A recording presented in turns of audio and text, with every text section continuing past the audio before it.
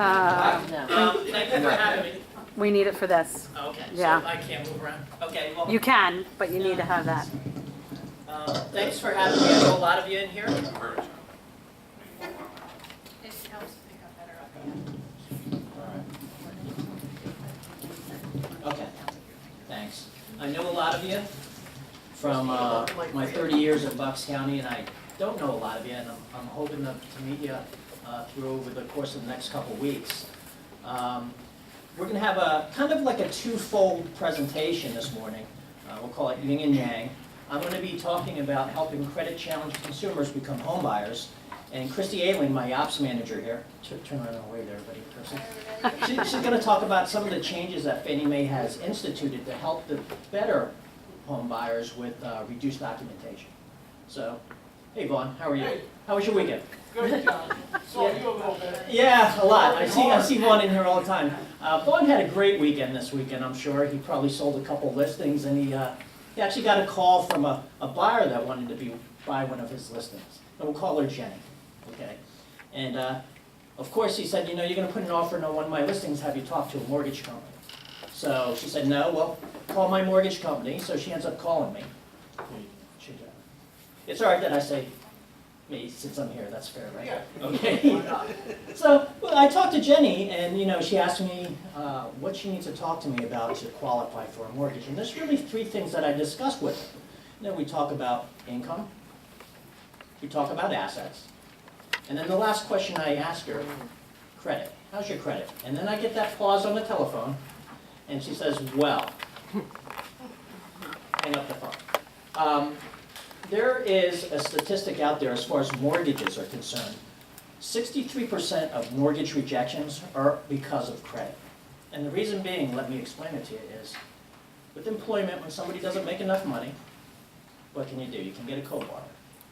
If somebody doesn't have enough money, they can get a gift. Or, you know, borrow on a 401k. There's always options. So with credit, that is the stickler in most cases. And you hear us talk about FICO, FICO, FICO all the time. Does anybody know what FICO actually stands for? Here's a hint, Google it. $25 gift card to Dunkin' Donuts for the first answer. FICO. What does the acronym stand for? Sarah Isaac,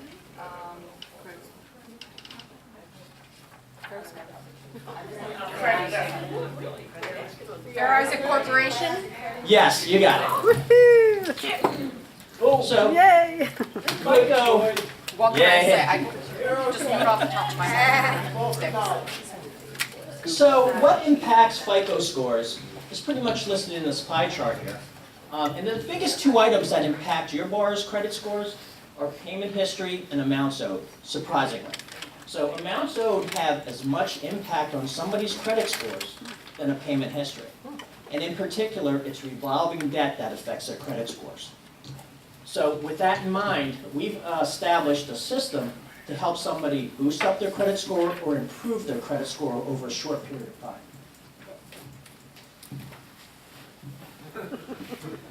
Yeah, we just had that happen. It's not so funny to us. So really right now what we deal with as a mortgage company are two types of credit-challenged home buyers. And the first group is really the group that has lower FICO scores. And those lower FICO scores are caused by a couple different reasons. Is late payments, obviously, or they're overextended, or even collection accounts. Now, one of the things that we just saw change in our industry with credit reporting bureaus is that IRS liens and tax judgments no longer show up on the credit reports to impact credit scores. Not that they go away, but they do not impact credit scores any longer. And obviously late payments and collections. Typically, all these things on the left-hand side are a reflection of a lower FICO score. On the flip side, what you have also is home buyers that don't have any credit. I mean, a lot of millennials nowadays, they don't believe in credit cards, they pay cash for everything, and still living in their parents' basement. So with no credit scores, we also have a system to help them become home buyers also. Yeah. I have a story, and that was from one of your buyers, Christine, like 25 years ago. We had an older gentleman buy a house, and his first payment he didn't make on his mortgage, and he was a perfect buyer. He must have been 70 years old. First payment he didn't make, second payment he didn't make. So the bank actually had me call him, and he said, yeah. I said, you know, what happened? You were perfect, and you didn't make your payments on time. He's like, I thought I had 30 years. Yeah, you had 30 years. Every month in a row.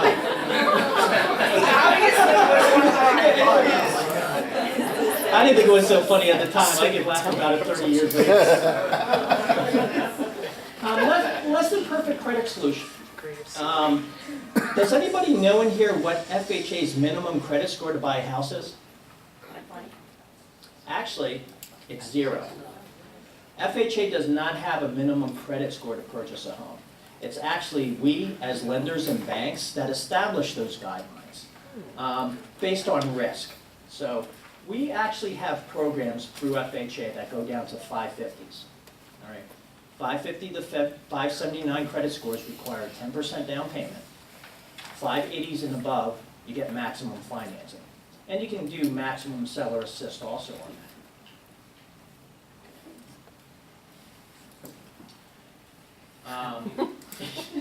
I know you felt this pain. Somebody here has felt this pain. So, you can go. So if you look at the package that I gave you on the left-hand side, you see the actual presentation slides in there. But behind that is a real-life scenario from a client in here. Now, I have obviously blocked out this information up top for personal reasons, for privacy reasons. But we had a client that came in here, and if you look at his credit scores, the front page is really the most important. And you see that this buyer has a 565 credit score. And if you look at his credit, he doesn't, you know, he has a couple dings here and there, unfortunately, like everybody does with the economy. So what we do for your borrowers when they're kind of in between, because this borrower now needs 10% down, he doesn't quite have it, is the next report where you see up top is a Score Wizard report that we can run on every single client that you have. And what that does in Score Wizard, it will run a report for every agency that you have reported on his credit report and give him exact actions that he has to do to raise those credit scores. So if you look at a further breakdown, it will tell you, okay, you have to pay your Sears bill down to $150. You'll get 15 points for that. You have to pay something down to 0, and you'll get certain points for that. If you look at this scenario, if the guy spends $3,900, his credit score goes up 70 points. So that's pretty significant on having somebody not being able to buy a home to making them a home buyer. That's what we're doing tonight. Yes, exactly. Christine and I have a client tonight that is in that exact same situation. We have the reports, and we're going to go over them with them so they can. He was turned down. Right. So that's one of the things that we do at Centennial. So if they're not a buyer now, we put them in a database and we keep you abreast on what's going on with their changes. And we try to mold them into a home buyer, whether it's 90 days from now or 6 months from now. Some of these actions, though, don't take 6 months. If you have somebody that's overextended, and I run reports, and if they pay down credit cards right away, those actions can happen in as little as 72 hours with us rapid rescoring. Okay? So keep that in mind. And it's a great program. You know, a lot of loan officers don't take the time to do this, or just don't have the knowledge to do this, but we do it quite often. All right? Let's talk about people with no credit. I mean, we still deal with that every so often. And I'm talking about people with no credit whatsoever. I'm not talking about people with like 10 collection accounts, but they don't have a credit score. These are people that don't have anything that appear on their credit report at all. And there's a couple different programs. I wasn't able to change a sliding time, but PHFA is one of the state programs that we offer that allow no credit scores whatsoever. And what they usually do is they really rely heavily on landlord reference, so keep that in mind. and they want proof of that rental payment. They can't be they're renting from their aunt and they pay them $300 cash a month. Has to be actual canceled checks, or if they rent from Corman Suites, a VOR from them. All right? But, sure. For a year? They look for the last 12 months. Okay. And, but in the meantime, we, with FHA too, we had changes in our underwriting. We will accept borrowers with no credit scores also. No trade lines, no credit scores. And what we look for is 3 alternative sources of credit: cell phone, car insurance, sometimes health insurance, and a rental reference. Okay, so we do no credit scores also. That doesn't work, we rely on this report. I can rely on a report to show a person to go open up 6 secured lines of credit. We'll go at 3 months out, 6 months out, and it will give us a predictor on where the credit scores will be. So that's the long-term plan. And we, like I said, we keep you abreast and informed on what's going on with that buyer. When he's ready, we'll get an alert when he's ready to go. And it's pretty close. If they do what we tell them to do, they're gonna get pretty close with that credit rescore. So, the credit challenge, plus some good old-fashioned credit advice, plus me, equals everybody gets a mortgage. Well, it's not that easy, but a lot more people would get mortgages. So, if you have any borrowers like that, everybody has one, right?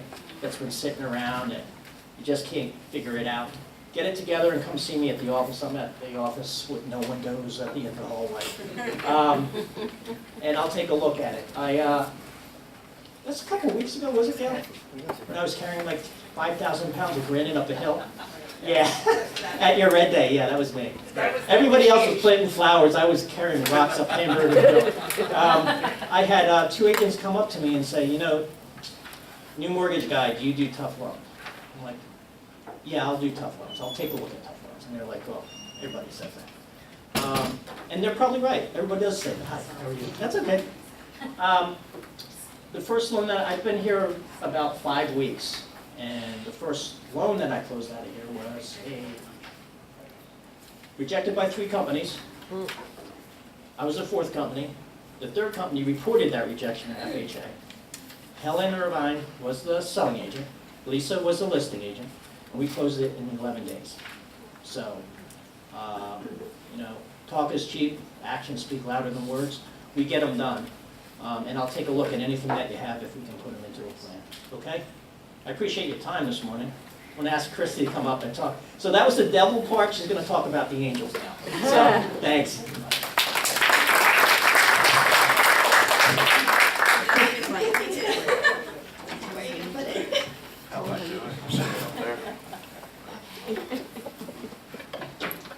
Hi, everybody. I'm usually on the back side, so if I sound a little nervous, because I am. I'm going to be talking about Day One Certainty today. It's a program offered by Fannie Mae. It's basically designed to streamline the process. So Day One from Fannie Mae integrates an automated verification system into the lending process. So basically what happens is it takes little time and it provides great benefits. By using the electronic data instead of hard copies, lenders and borrowers experience a simpler and faster lending process.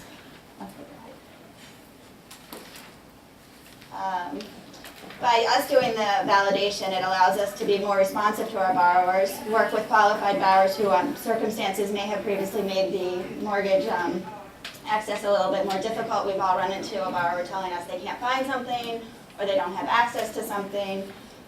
We can meet the borrower's expectations for more timely service. We improve the overall experience for the borrowers because things move faster. We don't ask them for as many documents, and it ensures a quality loan. Day One provides a way to use the best aspects of modern technology to simplify and streamline the lending process while reducing the risk for all parties. It's all done through an automated system, so it doesn't pass hands from one person to another. You don't give your passwords or logins to anybody. It's all done through a secured system. So instead of submitting paper forms to Fannie Mae, lenders obtain the borrower's permission to pull the data electronically. We'll pull credit, tax returns, employment income. And by automating the legwork of the verification, we're able to solve issues sooner in the process. And it just saves more time. Fannie Mae reports that pre-approvals happen now in minutes instead of days because they have everything right at their fingertips. Okay. We all know how the mortgage process normally goes. By using day one, you can see that it really shortens the length. The borrower will consent to having their information pulled electronically. We'll order all of the services. The borrower gets an email, they complete it, and I think within 2 minutes, we have their bank statements, their income, their assets. It's all good. We then submit it through our GU system with Desktop Underwriter, which is an automated approval system. They will validate all of the information. Once that's done, we're good to go. We then we close the loan without bothering the borrower with information. Am I at least at 5 minutes? You are. I mean, I know I'm talking very quickly. just in a nutshell, has everybody heard of Rocket Mortgage? Oh, yes. Everyone's gonna work there. That's This what it actually is. works, okay? I mean, how many people are excited in here when they get a pre-qual from Quicken? I mean, not very many, right? This is just Fannie Mae's reduction in paperwork to your borrower, so it makes the process a lot smoother. And how that happens is basically we have authorization to pull, the person just makes an application, signs an authorization, we pull the bank statements, we pull her pay stubs, we pull her W-2s. So everything just comes internally where they're just signing off on the app. And it's almost instantaneously where we can render a decision in a couple minutes. So, I mean, we've had approvals in 12 minutes for the So, No, that's good. So the asset verification can be done for every buyer, every borrower. There's no restriction on it, which is great because a lot of times the borrower can't find the bank statement that their escrow deposit came out of, or they're missing a gap in history. So this is really great for them. As far as the income right now, it covers about 30% of your buyers. So it's basically right now borrowers who would have base income, bonus overtime, or they have a fixed income, Social Security and pension. Self-employed borrowers don't fall under this program yet.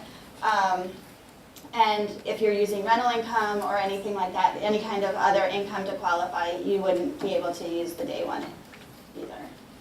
Right? Yep. That's all I got.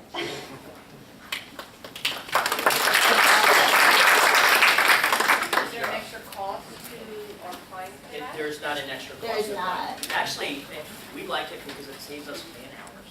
It's man hours and, yeah, the file itself is So cheaper. it does save. I didn't really allow time for questions or anything, since we have such a large group. Does anybody have any questions at all? No? I know it's a lot of info to try to digest. I didn't bring enough. What kind of rate are you looking at, John, right now? I'm sorry, What what's kind that? of rate are you looking at right now? What type of, well, let's say FHA is around 4.75 with zero. Conventional is going to be, it's going to be different depending on the FICO and the LTV. But FHA, if you're talking to somebody, you're running costs, Right, running about 4.75. Now, keep in mind, we do the sub 620s, below 620s. They don't get the best interest rate. Right. Right now, you're looking at maybe low 5s to mid 5s. Okay, but still, they do have the opportunity. So they have the to purchase income, it. you still. Right. And when we have somebody that's marginal, where Jim Bird has his client that he gave us, and they were marginal, they were some 620, like 610. And they were getting hit with like a rate that was a percent higher. I gave them an action to do, just pay down a credit card, we rescored the loan, they were 6 points, so now they get the normal rate. We take a look at that, even if they don't keep it, to try to save them. If someone has several credit cards, are they better off just paying down one in particular? Well, it's not just one. I have a client right now that's got a low and she's been told so many different things. Right, so what I need to take a look at though is it's more what impacts somebody's credit score is when you have a credit card and you're like over the balance, okay? Or if you're at 98%. When you have credit card usage that's really up there, that's what impacts it. Once you get it down to like 75%, then you see a drop, 50%. So if you have a client like that, I can certainly run a report and we can tell her what she needs to do to use her money wisely for the greatest days to work out. Yep. No questions, gang? I mean, honest. Oh, I have a question. Is there still an impact when you hire, when you add somebody as an authorized user on the agenda? To the positive? Yes. Yeah. For Yeah. giving them some credit. Yeah, we're not. You're not Yeah, allowed to say yes. if you're trying to do it to improve their credit score, we're gonna take them off. Yeah, we'll have to see what the score is without the authorized user bringing their score up. So it's not a So trick it was that just we done can use anymore. recently, because, you know, I have that are authorized users. My For a husband- while. So they have to be on there for a while. How long has it been an authorized user? I don't wanna get too personal, but how long has it been an authorized user? Probably about 25 Yeah. years. So that's gonna impact his credit score, and we're not gonna, it's where the people are like a month after they make a mortgage application, or a month before, when they try to add on to somebody's credit card, that's going to be, But it has Not to be look like a someone. season's credit line, just Yes. like season fund. yeah, and I would like to, most likely I would like to see over 12 months prior to them looking it up. Okay. But yeah, back in the day, we would add somebody on as that authorized user and get that instant bump in the credit score. It doesn't happen anymore. Hi. Hi, PHFA program for the credit. Yes. I think it's real common these days. Yes. What, is it under the FHA mortgage insurance guidelines, or do they have a conventional? No, it's gonna be under FHA's program. So they still have to have FHA mortgage insurance? That's correct. It's very rare though when I deal with PHFA that somebody has like 20, like maxed down, the 20%, I actually have whatever. somebody right now, first-time homebuyer that lived in the basement, and they got $50,000 in the bank, just moved into the first apartment. So a year from now, I'll have a rental reference, but right now I have nothing. Well, it might be a little bit better to try to have them open up secured lines because you're not gonna have that year, you'll have that That's 6 my month. second part of the question, how many, what do you need? We'd like to see at least 3 trade lines Okay. with at least a 6-month history. And usually that's enough to establish some type of FICO score. Okay, so the credit cards, it's in the rent reference, okay. You won't need to, see what happens is that there's 3 credit scores. If you have the credit scores, that's gonna trump the rental reference. So they want that rental reference if you're just coming in cold with 0. So if you have a client, your client's information, if you want me to run a scenario for you, I wouldn't mind doing that for Yeah, I have presently no credit score right now, so a year from now, they will be ready. you. Okay, well, maybe I can give you a plan of that, free of charge. Cup of coffee. Anything else? All right, Nice to thank see so you. many people, thanks guys. We have 2 more things to do. Diane Loomis is going to give us a quick update on the wellness program, and then we're going to have Dan from mold remediation. I'm good. Okay, Wellness Challenge.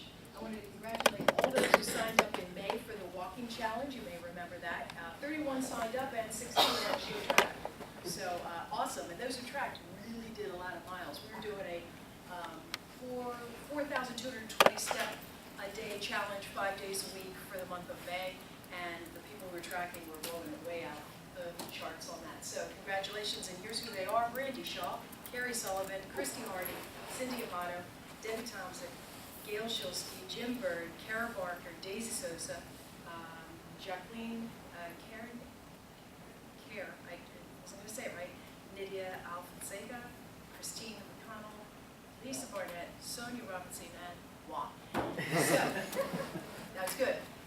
We also have yoga running. We're doing about every 2 weeks. We have it this next Thursday, so at any time, if you just want to peek in and watch, because it's gentle yoga, we're not going to do anything horrible. You can certainly come in and peek in tomorrow at 8 o'clock. We're running for an hour, but very quietly. And we're doing that every 2 weeks. We have chair massage coming. We thought we'd have it for this month. Looks like it's going to be next month. Had to do with the disclosure thing, a disclaimer. So that's coming. In July, here's the new challenge, and it's water drinking. You know, well, yeah, we're supposed to drink more water, we don't. So, gold, if it's not on your schedule, it doesn't exist, and that goes for tracking too. If we don't track it, it doesn't really happen. So we're going to set up a tracker for that. How do you figure out what? We'll send along some tips, but basically take your body weight divided by 2. Yeah, that's how many ounces you're supposed to drink a day. So I'll send out the water challenge for July. Thanks.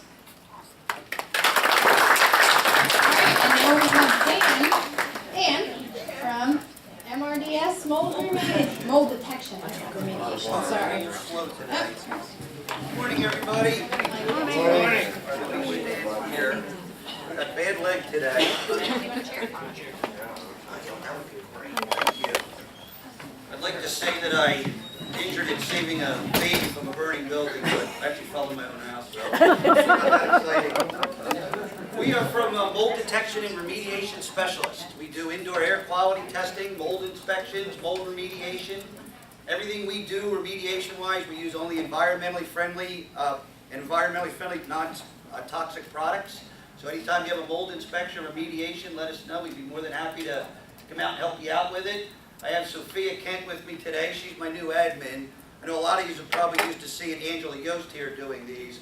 She's out with the baby, so I brought her sister with me. She's working for me. Yay. So, but Angela's loving being a mommy, so we're going to let her stay home. And Uncle Dan's still working on her to come back and work a little bit with us, but at some point, we hope to. But if anybody has anything you need help out with remediation or inspections, let us know. We'll hang out here for a little bit.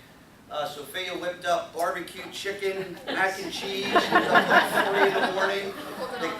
Pulled an all-nighter. The kid, Angela never cooked that. So we don't want to hold that up. They're setting everything up right now. But if anybody has any questions, we got cards. You know, we'll be here for a little bit. Come on up, introduce yourself, and we can talk about it. Okay, guys? Enjoy your lunch. Thank you so much.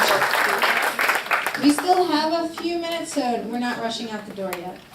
No. If anybody has any informal mold questions, fire away. I'm going to sit right here. So if you have any questions. I have a question.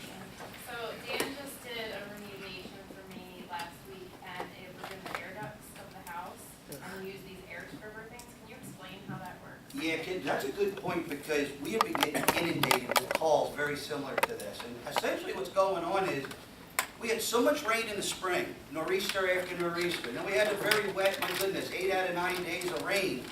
There's so much moisture in the air and moisture in the ground that if you have the slightest buildup of dirt and dust inside your air ducts, that's enough for mold to start to grow on inside there because there's just so much moisture in the air. And it's not just mold, but it's bacteria, viruses, dust mites can proliferate inside those air ducts. Part of what happened at the one Kim just referenced was the levels were high. There was mold growth in the basement, but not a ton. What we do when we test is we also have the lab do what's called a background particulate screening. So not only do we get the mold levels, but I can tell you if your air ducts and your HVAC is dirty. And in this case, it came back, I think it was a 4, suggesting, so I think some of that mold that we were picking up in the air sample came from the air ducts. So we remediated the basement, we had another company come out, sanitize and clean the HVAC and air ducts, and everything's perfect. Now we took a sample in there and there was barely anything registering. So that's been a very common one this spring and summer. Getting a lot of those. If you're not remediating the air ducts, who are you referring to do that? We worked with a company called AC Perfected for years because I know they do it right. It's become a very litigious vertical market as mold. I've been a court-appointed mold expert now for 12 years, and I literally get called weekly now, reviewing data from fungal analysis reports, protocol, and things like that. To do it right, you need to go to the main system and either cut into the plenum or disengage, and they hook a huge HEPA scrubber up to it that pulls all the particulate out. Then they shoot an antimicrobial through and disinfect. Then you go to each one of the vents, clean them, pop them, and clean inside. The step that a lot of companies skip is going to the main system and either cutting into the plenum or disengaging and hooking up the scrubber. That's the most important part, because the dirt and mold is coming from the system and inside the trunks, not the ducts. That's where it's winding up. So to do it right, that's the way to do it. But we've been using this company for 12 years now, and I'm actually one of the environmental consultants for Southern Ocean Medical Center down in Manahawkin. We have him in there. He's done the oncology department there. Does a really good job. So if you need that information, we can get it to you. They just do air duct cleaning? They do, yes. How much does that usually cost? Depending on the size of the house, it's anywhere from like $500 to $600. But the important thing is to have it done and done right. As long as you maintain the system and change your filter, like I did mine 8 years ago, and mine are still, well, they were. I just had a lot of rehab work done in the house, and now they're dirty. I'm having to re-clean. But you have them clean it once, maintain your system, independent of large rehab inside your house. You're good for 8, 9 years to come. Does a good job. And you smell mold? I mean, when you go in a home and it smells, or here, and it smells musty, you know, that odor, Mhm. it's musky, you know. Sometimes. It depends on the type of mold that's colonizing. Molds produce what are called VOCs, volatile organic compounds. That's what you smell. But we've been in houses that have no odors at all. We test, and they have a high level of mold contamination. Conversely, we've been in houses that smell musty. We test, the mold levels are normal, but it's a fungus growing in there that doesn't have any allergenic capability. We just put in the report how to clean it up yourself to get rid of the odors. So we only deal with allergenic molds. That's the important part for us. Anybody else? How do you clean it yourself if you didn't think you had mold, how would you clean it yourself? The biggest mistake people make is using bleach. Bleach evaporates too quickly. You need a dwell time of at least 60 seconds to effectively kill a mold spore. When you spray bleach on mold, it evaporates in seconds. It'll kill some of it, but you got to penetrate the chitin shell. You can go to any Lowe's now or Home Depot and buy a product called Concrobial Mold Control. They sell it in the painting supplies aisle. If you have some in your bathroom, the little spots, the key is let it sit. Like the mistake people make is if you have it in your bathroom, they spray it on and they wipe it right away. Got to let it sit for about 5 minutes first to kill it. Then you want to wipe it. But that product, from a retail standpoint, does a pretty good job. Comes in Say that word again. spray bottle? Concrobium, it's CONCROBIUM. I could have been on that spelling bee. Can you use that in a sentence? What's the origin? I just think it's smart. Type mold and mildew is the same thing, huh? It's a surface surfactant that'll clean anything, but you want to kill it. But I tell people this all the time. The mold that you see in bathrooms isn't coming from your bathroom. It's where it's winding up. It's airborne. Mold is a living organism, and it's going to relocate to where it finds a food source and a moisture source. So when you kill it in there, if you just use the bleach, it's back again. You're never getting rid of it. The antimicrobial actually prevents it from coming back. Like when I live down the beach in Ventnor, when I have the cleaning people come, I put a bottle in the bathrooms and a bottle in the kitchen off a product that we use, Benefect. That's what they clean with. Nothing grows in my bathrooms. Just my teenage nieces mess them up. No, she doesn't. She's the neat one. So, a lot of times, you can see it though, and as part of it, okay, so you don't see it, but you think you smell it. Would you kind of suggest to the client to do a mold test? An air sample. Separate I would. from the inspection? I would do an air sample, because that's going to tell you definitively. Because even if we can't see it, but you smell it, when we take the sample, the different types of molds give me an indication of where it's coming from. For example, with a lot of the attorneys that contact me weekly, they'll send me a mold inspection report with the fungal analysis from the lab, and I can tell you what's going on in that house or basement just by looking at the fungal analysis, whether they're getting water in, whether there's outside water, inside water. The fungal ecology tells me everything. Well, would you suggest, like, you know, going forward with an inspection, saying to the client, well, and you can get this, your air test? And Exactly. that all houses kind of need to have this air test. Like, why isn't it part of the inspection? It should, well, there's a lot of home inspectors now that are doing it. The challenge is, though, all they're doing is providing the buyer, or if it's a seller, but the buyer with a report that says you have mold, it's abnormal. They're not telling them where it is. Then we get a phone call, and I'm like, well, listen, I had a mold inspection done, the home inspector took an air sample, here's the report, but we don't have any other information, so it's a little difficult, but you can get them now as part of that as well. Okay. Anybody else? What's stucco? Yeah, that's a doozy. I've been retained about 8 times now as part of an expert witness group for stucco-related litigation cases. I've learned a tremendous amount over the last 2 years. It's just not one thing that causes envelope penetration with stucco. Is a multitude of them. I've been involved in one with a very big builder. It's a 56-home community, and what we did was we showed, once they found the hot spots on the outside, they would pull the stucco, and I would test the layers so we could show how the water and now the mold is penetrating the building envelope. But it's the water to ratio for stucco that causes problems. The one I'm involved in now, it's a 56-home community. They're all stucco, but the team that came in and installed the windows flashed them all for vinyl. Water's getting in all the windows. This flashing's wrong. It gets in the J channels, and anything short of pulling the windows and reflashing, it's not gonna fix the problem. But they're also, there's a water to stucco ratio that I think is 4 parts per square inch, but they put more water in to make it looser, to get 10 houses done in a day instead of 4, because they're making more money. And now when that wind and rain hits that envelope like that, since there's too much water to stucco ratio in it, it starts to penetrate. It's a lot, but they're fixing a lot of these things now. I got to, I've been involved in the mediations as well, where I've had the corporates there and the attorneys, and they are fixing it. But if you're looking at like 10 to 2-year-old window, a lot of problems. Not everywhere, but there's quite a few problems with those.